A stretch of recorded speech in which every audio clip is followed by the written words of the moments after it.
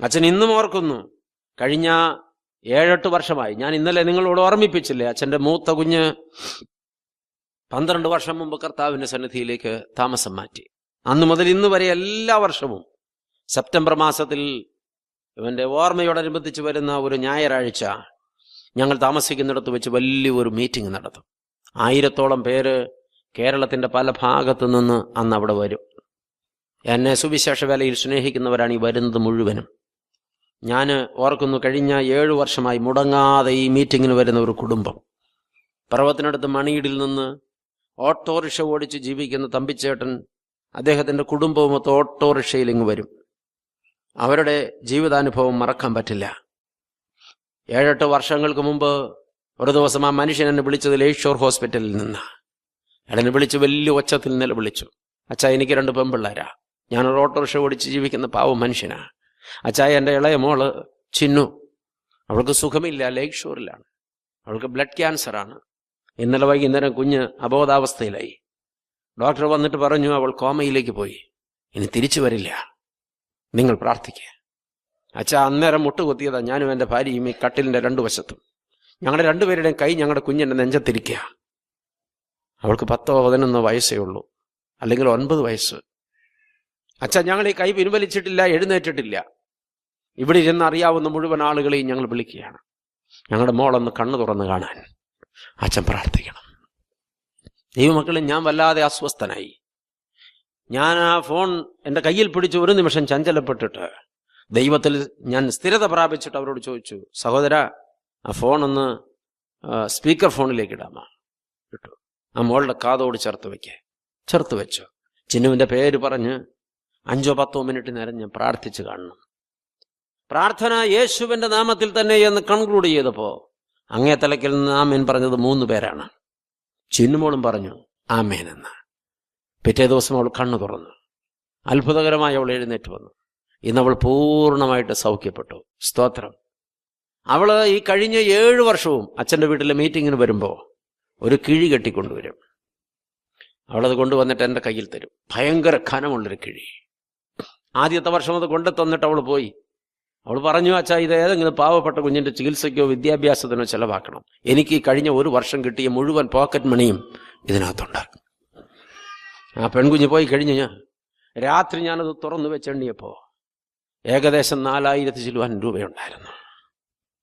12-11 വയസ്സുള്ളൊരു പെൺകുഞ്ഞ് 1 വർഷം അവൾക്ക് കിട്ടിയ മുഴുവൻ പോക്കറ്റ് മണിയും മാറ്റിവെച്ച് പാവപ്പെട്ട ഒരു കുഞ്ഞിൻ്റെ ചികിത്സയ്ക്ക് എന്ന് പറഞ്ഞ് കൈമാറ്റം ചെയ്യുമ്പോൾ നമ്മുടെ മക്കളൊക്കെ എന്തോ ഒരു ധൂർത്തടിക്കുന്നത്, എന്തൊക്കെ കാര്യത്തിനാണ് പണം ചിലവഴിക്കുന്നത്, എന്തോരുമാണ് നമ്മുടെ ജീവിതത്തിൽ കണക്ക് ബോധിപ്പിക്കേണ്ടി വരുന്നത്.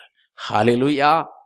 ദൈവമക്കളെ, കഴിഞ്ഞ 1 വർഷം മുമ്പ് ഗൾഫിൽ ഒരു ജോലി ചെയ്യുന്ന ഒരു ചെറുപ്പക്കാരൻ, അവൻ എന്നെ പരിചയപ്പെട്ടിട്ടുള്ളത് ഞാൻ ഇന്നലെ പറഞ്ഞതുപോലെ യൂട്യൂബിലെ പ്രസംഗങ്ങളിലൂടെയാണ്. നേരിട്ട് അറിയില്ല. 1 വർഷം മുമ്പ് അവൻ എന്നെ വിളിച്ചിട്ട് പറഞ്ഞു, എനിക്ക് അച്ഛനെ ഇങ്ങനെയാണ് പരിചയം, നേരിട്ടൊന്ന് കാണണം. ഞാൻ പറഞ്ഞു, മോനെ, എപ്പോൾ വേണമെങ്കിലും വരാൻ, ഞാനിപ്പോൾ ഇവിടെ ഫ്രീ ആയിട്ടുണ്ട്. ഞങ്ങൾ തമ്മിൽ കൂടി കണ്ടു. അവൻ എന്നോട് പറഞ്ഞു, അച്ഛാ, എനിക്ക് ഒരു ആഗ്രഹമുണ്ട്. എന്താണ്? ഞാനൊരു പ്രാർത്ഥനാ വിഷയം അച്ഛനോട് പറയാനും എൻ്റെ താല്പര്യങ്ങൾ പറയാനുമാണ് അച്ഛനെ കൂടി കാണാൻ വന്നത്. കാര്യം എന്താ? അച്ഛാ, ഞാൻ ഭാര്യ, 2 മക്കൾ. എറണാകുളം പട്ടണത്തിൽ ഒരു ഫ്ലാറ്റ് വാങ്ങുന്നതിനെ കുറിച്ച് ഞങ്ങൾ ആലോചിച്ചു കൊണ്ടിരിക്കുകയാണ്. അപ്പോൾ എൻ്റെ ഉള്ളം പറഞ്ഞു, ഫ്ലാറ്റ് വാങ്ങണം, നല്ല സ്ഥലത്ത് ഫ്ലാറ്റ് കിട്ടണം, സൗകര്യപ്രദമായ ഫ്ലാറ്റ് കിട്ടണം, ഒതുങ്ങിയ വിലയ്ക്ക് ഫ്ലാറ്റ് കിട്ടണം. അച്ഛൻ പ്രാർത്ഥിച്ച് കാര്യം നടത്തി കൊടുക്കണം. അതിനുവേണ്ടിയാണ് ഇവൻ എന്നെ സമീപിച്ചിരിക്കുന്നത്. എൻ്റെ ഉള്ളം പറഞ്ഞു. ഞാൻ അപ്പോൾ ഇവൻ പറയും മുമ്പ് പറഞ്ഞു, മോനെ, നല്ലൊരു ഫ്ലാറ്റ്, നല്ലൊരു പോയിന്റിൽ, നല്ല സൗകര്യത്തിൽ നിനക്ക് കിട്ടാൻ വേണ്ടി ഞാൻ പ്രാർത്ഥിക്കാം. അവൻ അപ്പോൾ തന്നെ പറഞ്ഞു, വേണ്ടച്ചോ. ഞെട്ടലോടെ ഞാൻ ചോദിച്ചു, അതെന്താ വേണ്ടാത്തത്? അല്ലച്ചോ, ഞാൻ അച്ഛനോട് പറയാൻ വന്നത് അതല്ല. അച്ഛൻ മുഴുവനും കേട്ടേ. ഞാനൊരു ഫ്ലാറ്റ് വാങ്ങാൻ ആഗ്രഹിക്കുകയാണ്. എനിക്കതിനുള്ള സാമ്പത്തികവും ദൈവം തന്നിട്ടുണ്ട്. പക്ഷെ ഞാനൊരു ഫ്ലാറ്റിന് അഡ്വാൻസ് കൊടുക്കണമെങ്കിൽ എനിക്കൊരു നേർച്ചയുണ്ടച്ചോ. അച്ഛൻ പ്രസംഗിച്ചത് കേട്ടിട്ട് ഞാൻ എൻ്റെ ഉള്ളിലെടുത്ത തീരുമാനമാണ്, ഏതെങ്കിലും ഒരു പാവപ്പെട്ട വിധവയ്ക്ക് എൻ്റെ സ്വന്തം ചെലവിൽ ഒരു വീടുണ്ടാക്കി കൊടുത്തിട്ട് വേണം ഒരു ഫ്ലാറ്റിന് അഡ്വാൻസ് കൊടുക്കാൻ. ഞാൻ അറിയാതെ ഒന്ന് ഞെട്ടുകയും അവനെ സൂക്ഷിച്ചു നോക്കുകയും ഞാൻ അമ്പരക്കുകയും ചെയ്തു. അവൻ പറഞ്ഞു, സത്യമാണച്ചോ, എൻ്റെ സ്വന്തം ചെലവിൽ ഒരു പാവപ്പെട്ട വിധവയ്ക്ക് ഒരു ഫ്ലാറ്റ് പണിത് കൊടുത്തിട്ട് വേണം അഡ്വാൻസ് കൊടുക്കാൻ. ഞാൻ പറഞ്ഞു, നല്ലതാണ് മോനെ, നീ അത് ചെയ്യണം. പക്ഷേ അച്ചു, അങ്ങനെ അർഹതപ്പെട്ട ഒരാളെ അച്ഛൻ എനിക്ക് കണ്ടെത്തി തരണം. അങ്ങനെ ഒരു ഹെൽപ്പിനും കൂടി വേണ്ടിയാണ് ഞാൻ അച്ഛനെ തേടി വന്നത്. ഞാൻ അവനോട് പറഞ്ഞു, ദൈവം നിനക്ക് കരുണ കാണിക്കട്ടെ, ഞാനത് അന്വേഷിക്കാം. ഞാൻ എൻ്റെ പ്രിയപ്പെട്ട സുഹൃത്തുക്കളോടുകൂടെ അന്വേഷിച്ചു. 1.5 മാസം കഴിഞ്ഞപ്പോൾ ഒരു സ്നേഹിതൻ പറഞ്ഞു, അച്ഛാ, 33 വയസ്സുള്ളൊരു പെൺകുട്ടി, വർത്തമാനം പറയില്ല, കാതും കേൾക്കില്ല. 5 വയസ്സുള്ളൊരു മോനുണ്ട്, ഭർത്താവ് പനി വന്ന് മരിച്ചു പോയതാണ്. 3 സെന്റ് സ്ഥലമുണ്ട്.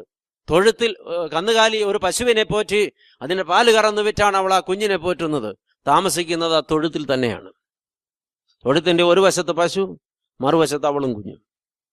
അച്ഛൻ ഈ സ്ഥലം ഒന്ന് വന്ന് കാണണം. അവിടെ ചെന്നപ്പോ ഞാൻ സത്യത്തിൽ എന്നെ ഒരുപാട് കുറ്റപ്പെടുത്തി. കർത്താവേ, ഇതൊന്നും ഞാൻ ഇന്നുവരെ കണ്ടില്ലല്ലോ, ഞാൻ അന്ധനായി പോയല്ലോ. അവനെ വിളിച്ചു വരുത്തി അവൻ ആ സ്ഥലത്ത് വന്നിത് കണ്ടിട്ട് അവൻ കരഞ്ഞു. അവൻ പറഞ്ഞു, അച്ഛാ, ഇത് തന്നെ നമുക്ക് പണിയാം. 4 ലക്ഷം രൂപ എൻ്റെ സ്നേഹിതന്റെ ബാങ്ക് അക്കൗണ്ടിൽ പിറ്റേ ദിവസം അവൻ പോസ്റ്റ് ചെയ്തു. ആ 3 സെന്റ് സ്ഥലത്ത് ഞങ്ങൾ തയ്യാറാക്കിയ 460 സ്ക്വയർ ഫീറ്റിന്റെ ഒരു വീട്, ടൈൽസ് ഇട്ട് ഫിനിഷ് ചെയ്ത് കോൺക്രീറ്റ് ചെയ്ത് എല്ലാ പണിയും തീർത്ത് വീട് കൂതാശ ചെയ്ത് പാല് കാച്ചി അവനവൻ്റെ മക്കളും കുടുംബവും ഒത്ത് വന്ന് ആ വീടിന്റെ താക്കോല പാവപ്പെട്ടവൾക്ക് കൊടുക്കുമ്പോൾ അവൾ നിലത്ത് വീണ് കിടന്ന് നിലവിളിച്ചു.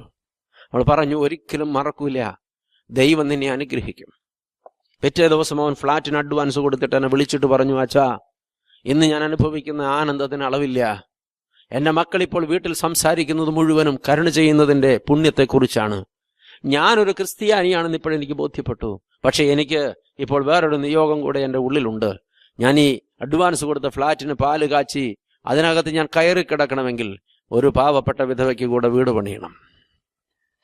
അതിൻ്റെ അന്വേഷണത്തിൽ ഇപ്പോൾ ഞങ്ങൾ പുരോഗമിക്കുകയാണ്. ഹല്ലേലൂയ. ദൈവമക്കളെ, തിരിച്ചറിവിലേക്ക് എത്തണം. കരുണയുള്ളവർ ഭാഗ്യവാന്മാർ, അവർക്ക് കർത്താവിൻ്റെ മുമ്പിൽ കരുണ ലഭിക്കും. സ്തോത്രം. വിവേകമുണ്ടാകണം, വിവേകമുണ്ടാകണം. എൻ്റെ ദൈവം എന്നെ നന്മകളാൽ അനുഗ്രഹിച്ചിട്ടുണ്ടെങ്കിൽ ഞാനത് നന്നായി വിനിയോഗം ചെയ്യണം. സ്തോത്രം. ഇന്ന് നിങ്ങൾക്കൊരു ഹോംവർക്ക് തരികയാണ്. ഒരുപക്ഷെ നിങ്ങളൊക്കെ വിചാരിച്ചിരിക്കുന്നത് പ്രസംഗം കഴിഞ്ഞ് പോയാൽ എല്ലാം തീർന്നു എന്നാണ്. പണ്ട് പള്ളിക്കൂടത്തിൽ പഠിച്ചത് ഓർമ്മയുണ്ടോ? ഇല്ല അല്ലേ? അതൊക്കെ പണ്ടേ മറന്നില്ലേ? ഒരു ഹോംവർക്ക് തരിക നിങ്ങൾക്ക്. ഇന്ന് യോഗം കഴിഞ്ഞ് വീട്ടിൽ ചെന്നിട്ട് കിടന്നുറങ്ങണതിന് മുമ്പ് അച്ഛൻ പറയുന്ന ഹോംവർക്ക് ചെയ്യണം. നിർബന്ധമായിട്ടും ചെയ്യണം. പിന്നെ ഇതുപോലെ എന്തോരം പേര് പറഞ്ഞേക്കണു, ഇതൊക്കെ ചെയ്യൽ ഇപ്പം ആർക്കാ പണി? ചെയ്തില്ലെങ്കിൽ ഇപ്പം അച്ഛൻ അറിയാൻ പോണ്ടോ? നിങ്ങൾക്ക് അച്ഛനെ അറിയാൻ മേലാത്തോണ്ടാ. ഇന്ന് ഈ ഹോംവർക്ക് ചെയ്യാതെ ആരെങ്കിലും കിടന്നുറങ്ങാൻ ഉദ്ദേശിക്കുന്നുണ്ടെങ്കിൽ ഇന്നല്ല, ഇനി 3 ദിവസത്തേക്ക് ഉറങ്ങാന്ന് വിചാരിക്കണ്ട. അതിനുള്ള പണി എൻ്റെ കയ്യിലുണ്ട്. ആമേൻ. ദൈവമക്കളെ, ഈ ഹോംവർക്ക് വീട്ടിൽ ചെന്ന് നിശ്ചയമായിട്ടും ചെയ്യണം. എന്താണെന്നറിയോ? മത്തായി എഴുതിയ രക്ഷാസുവിശേഷം 25-ാമത്തെ അധ്യായം 31 മുതൽ ആ അധ്യായം മുഴുവനും വായിക്കണം. ഒരു പ്രാവശ്യം വായിച്ചാൽ പോരാ, മനസ്സിലാകുന്നത് വരെ വായിക്കണം. എന്നിട്ട് കടലാസ് എടുത്തിട്ട് എഴുതണം, ഞാനിപ്പോൾ ഈ ഹോംവർക്ക് ചെയ്യുകയാണ്, എനിക്ക് എന്ത് ചെയ്യാൻ കഴിയും. ന്യായവിധിയെക്കുറിച്ചാണ് അവിടെ രേഖപ്പെടുത്തിയിട്ടുള്ളത്. അത്ര ഇപ്പം മനസ്സിലാക്കിയാൽ മതി. കൂടുതൽ സംശയമുള്ളവർ നാളെ വന്ന് ചോദിച്ചാൽ ഞാൻ പറഞ്ഞുതരാം. ദൈവത്തിന് സ്തോത്രം. പോർഷൻ ഒന്നോടെ പറയാം. മത്തായി എഴുതിയ രക്ഷാസുവിശേഷം 25-ാമത്തെ അധ്യായം 31 മുതൽ ആ അധ്യായം മുഴുവനും വായിക്കണം. ഹല്ലേലൂയ. മത്സരിക്കരുതേ, ഉറക്കം നഷ്ടപ്പെടും. ഒരു ദിവസമല്ല, 3 ദിവസം. ആമേ. ഒരു ചായക്ക് കേരളത്തിൽ 10 രൂപ കൊടുക്കണം. ദൈവമക്കളെ, ഒരു ചായക്ക് 10 രൂപ കൊടുക്കണം. 30 ദിവസം ചായക്കടയിൽ നിന്ന് ചായ കുടിക്കാൻ 300 രൂപ കൊടുക്കണം. ഒരു ചായയുടെ പൈസ ഒരു ദിവസം ഒരാൾ മാറ്റിവെച്ചാൽ 3650 രൂപ ഒരു മനുഷ്യന് മാറ്റിവെക്കാൻ പറ്റും. 10 പേരത് ചെയ്താൽ 36,500 രൂപ മാറ്റിവെക്കാൻ പറ്റും. 100 പേരത് ചെയ്താൽ 3,65,000 രൂപ മാറ്റിവെക്കാൻ പറ്റും. ഒരു പാവപ്പെട്ട കുഞ്ഞിനെ കെട്ടിച്ചു വിടാം, ഒരു കുഞ്ഞിന്റെ വിദ്യാഭ്യാസം നടത്താം, ഒരു വീട് നിർമ്മിച്ചു കൊടുക്കാം. എനിക്കെന്ത് ചെയ്യാൻ സാധിക്കും? എൻ്റെ കർത്താവിന് വേണ്ടി. ഹല്ലേലൂയ. കഴിഞ്ഞ നാളിൽ ഇങ്ങനെ സന്ദേശങ്ങൾ പറഞ്ഞിട്ട് കൊച്ചു പിള്ളേര് തീരെ കൊച്ചു പിള്ളേര് ഒത്തിരി പേര് ഇങ്ങനെയുള്ള കാര്യങ്ങൾക്ക് വേണ്ടി പങ്കിട്ടത് എൻ്റെ മനസ്സിനെ ഉലച്ചു കളഞ്ഞിട്ടുണ്ട്. വരുമാനം ഒന്നുമില്ലാത്ത മക്കള് എന്ത് കിട്ടുമ്പോഴും അത് സൂക്ഷിച്ചു വെക്കും. എന്നിട്ട് വർഷാവർഷം അത് എവിടെയെങ്കിലും കൊണ്ടുപോയി കൊടുക്കും.